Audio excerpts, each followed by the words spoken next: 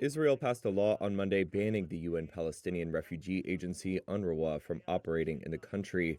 Lawmakers cited what they described as the involvement of some UNRWA staffers in the October 7th attack on southern Israel last year, and said staffers had membership in Hamas and other armed groups.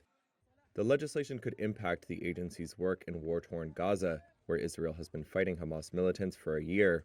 It could also hit UNRWA institutions in East Jerusalem, which Israel annexed in a move not recognized abroad. But the law does not refer to operations in the Palestinian territories or elsewhere. The legislation has alarmed the United Nations and some of Israel's Western allies, who fear it could further worsen the already dire humanitarian situation in Gaza.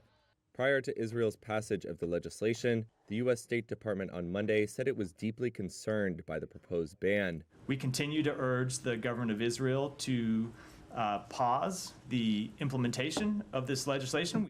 UNRWA head Philippe Lazzarini called the vote a, quote, dangerous precedent that opposes the UN Charter and violates Israel's obligation under international law.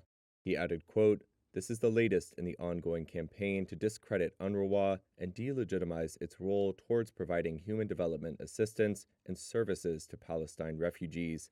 UNRWA employs tens of thousands of workers and provides education, health services, and aid to millions of Palestinians in Gaza, the West Bank, Jordan, Lebanon, and Syria. It has long had tense relations with Israel, but ties have deteriorated sharply since the start of the war in Gaza. The UN said in August that 9 UNRWA staff may have been involved in the October 7th assault and had been fired. A Hamas commander in Lebanon who was killed last month in an Israeli strike was found to have worked for the agency. Another commander killed in Gaza last week doubled as a UN aid worker. UNRWA confirmed both men had been employees.